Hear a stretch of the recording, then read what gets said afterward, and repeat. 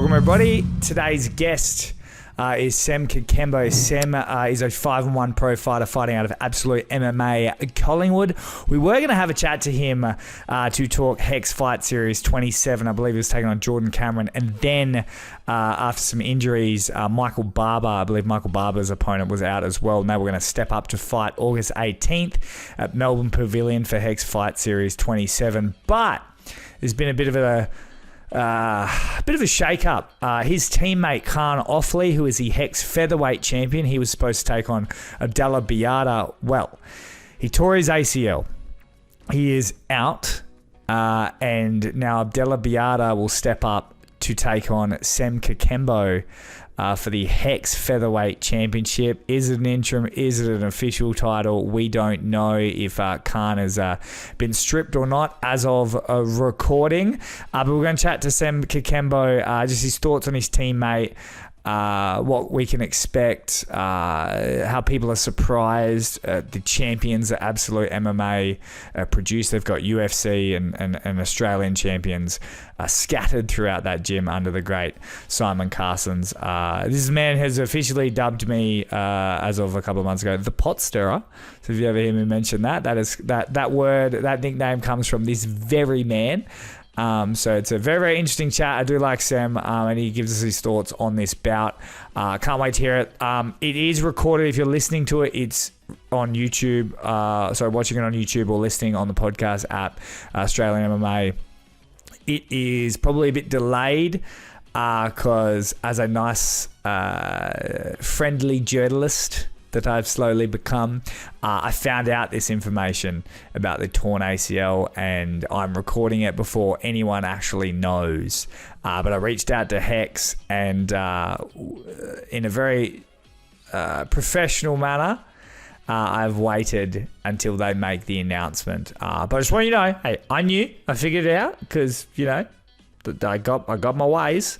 But yeah, I held off after speaking to Hex, and I'm waiting for them to release it. As soon as they release it, this will be live. So if you're listening after the announcement, which you will be, ladies and gentlemen, please enjoy Sem Kakembo. Ladies and gentlemen, joining me on the show, Sem Kakembo, who on August 18th will be taking on Jordan Cameron, no Michael Barber, no Abdalla Biayda, for what I believe is the Hex Featherweight Championship. Mate, welcome.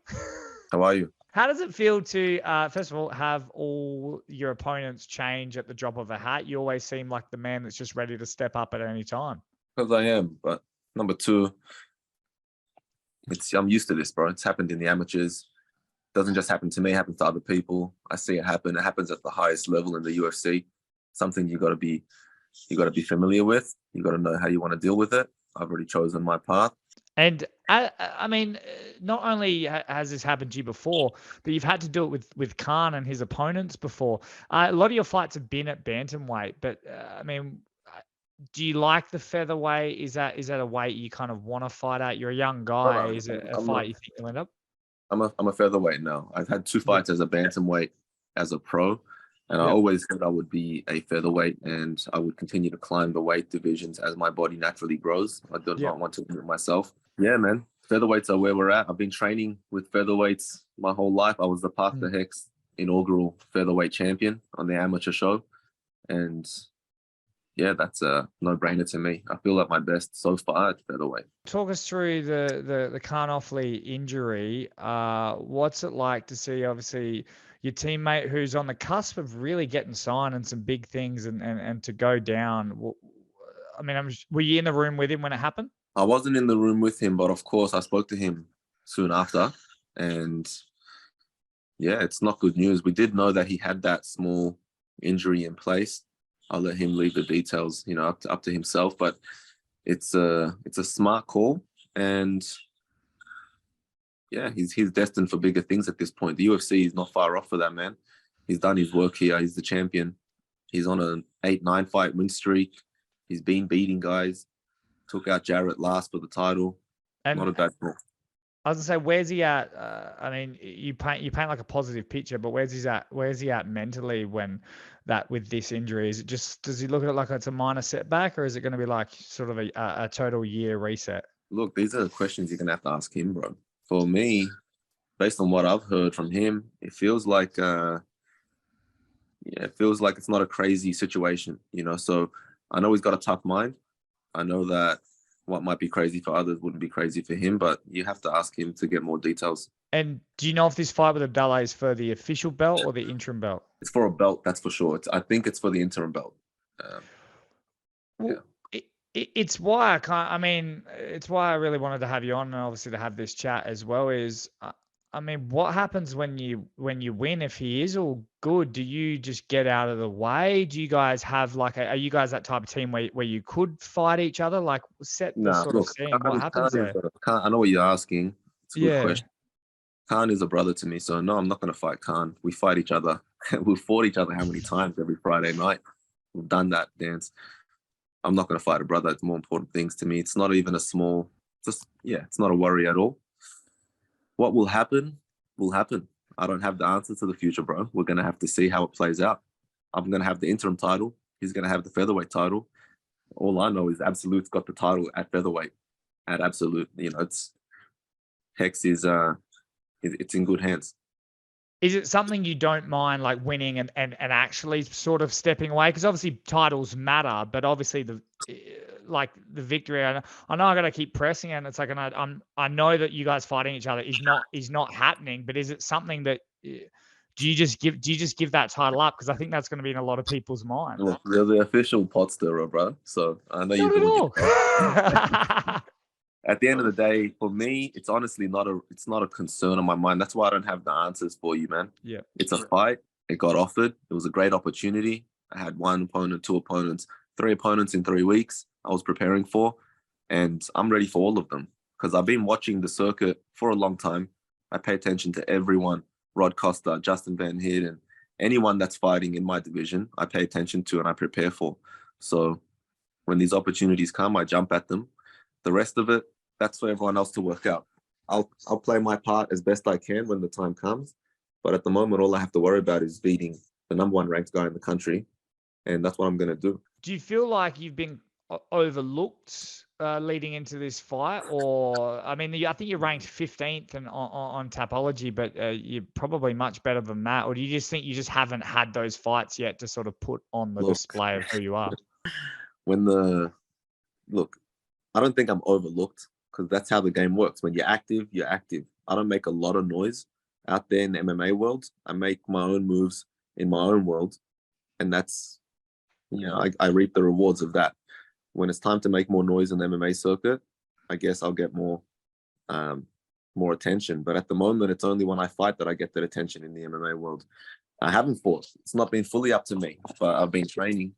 I've been booked to fight Rod Costa. You've seen that. Didn't happen. I've been offered to fight Jarrett. Didn't happen. So it's not up to me in those terms. It's just your job. It feels as almost like when these big fights happen, Simon, your head coach, is more than willing to have you step up, which obviously says a great deal. But then when these fights are scheduled, it looks like it's a little bit more of a slower approach into your rise. Is there a plan with Simon going forward? Like, do you want X amount of fights at sort of X amount of pace for you to get to your peak, or are you sort of does he let you in on that plan, or what's the sort of insight from there? We have a plan and a strategy as always, and part of that plan is taking opportunities. So our strategy is in place. We develop our skills. We fight the guys that we fight, and we aim to fight the best guys and to take belts. When opportunities come up in their short notice, it's a team decision. So he sits down, he gets not just his own opinion or my opinion, but other opinions of the top fighters in the gym and other coaches. Truly, that's how it works. And we go from there. When he asked me, he didn't have to ask me. It was a yes, of course. And yeah, my team believes in my skills. We accept fights that we know we can win. We don't accept fights that we plan on losing. So every time we accept a fight anytime we've ever accepted a fight or will ever accept a fight, it's because we know we can win. And that's an interesting point. And I promise, last question on it. But have you and Kaan talked about what happens if you do win? Yeah, well, we plan on winning. We've talked about winning. We've already talked about strategy. And that's our focus on what happens after that. You're asking me what happens after the win? We talk about the win. What are we doing? How are we getting there? We already know we won't fight each other. We've got history. Me and Kaan were brothers, so that's a small, easy concern. That's for everyone else to kind of worry about and see how it plays out. It might be annoying for other people. For us, it'll be fun. And with your opponent, Abdalla, obviously you've been helping Kaan get ready for that fight, and you can just kind of shift your spot into, I guess, being maybe number 2 in the training camp to number 1. Now the focus is on you. Is there anything about Abdalla's game that you really have been working on this training camp? Look, I won't share too much, but I've been preparing for Abdalla myself for a long time. I've got close friends here with me now that I've told them, even when the other fights were falling through, I would say, hey, this guy here, Abdalla, I'm going to be fighting him this year because I believe he doesn't pull out of fights. I know he has heart, and I know he's continued to just keep staying active, winning nonstop. I said, I'll be fighting this guy, so I've been preparing for him. Kaan got booked to fight him. It took a different role. I started getting a little more strategic. Yeah, that's all I'll share. And I spoke to Abdalla. He said that he wants a 5-round war, and he wants you guys to, and I quote, just beat the shit out of each other. Is that what you want, or you want a one and done?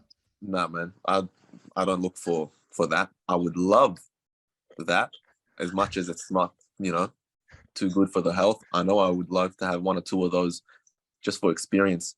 I think every fighter would love that and understand what I mean. But no, I never aim to come in and have a 5-round war. I'm better than that, and I don't plan on doing that at all. If it goes there, no, I'm ready for it. I've prepared for that. I've seen that many times. But no, I don't plan on doing that at all. I plan on dominating this fight, being too good, too sharp, having too much skill, too much conditioning, being well prepared, taking it where it needs to go. And mate, you're one of the up-and-coming prodigies that probably don't get as much hype as the Cody Haddons, the Colby Thicknesses of the world, despite you being, very, very much up there. The 2 losses to Colby Thicknesse, can you take us through mentally, like how you bounce back from losses? Losses, you have to take them as they are, learn from them, grow from them. It's the only way they're going to help you. They want the hardest losses to take just because if you've seen those fights, you know how they went down. I dropped a man, I think a total of 5-6 times out of fighting him twice. And the way that I lost was through decision, getting taken down and held for 1 or 2 rounds. Great job on his behalf. People argued on my behalf that it wasn't a loss, but I accepted the loss because there's nothing I can do about it. And strategize, learn, move on. That's how you bounce back. Colby, I got nothing against Colby, to be honest. He's been on the amateur circuit for a minute, so have I. We've got a little bit of history too. Do you want that fight again? I'll take that fight again, but he's got his own shit to deal with, Of course I'd take that fight again. I took no damage in any of those fights. It's not like I got smacked, hurt, and there's a heartache or I'm worried about what's going to happen when I fight. That's not the type of loss that I took against this man. So, and can you put into words what it's like for someone that is not a part of Absolute MMA you got UFC, Jack Jenkins, Joey Luciano is the eternal welterweight champion. He'll probably be signed soon. Kaan Ofli, who's the Hex Featherweight champion, he'll probably be signed too. You've got some absolute killers. For people that aren't a part of your gym, Lisa Kiriaki as well. She did really well recently. Can you put into words just how you guys keep producing champion level fighters? Man, it's an elite environment.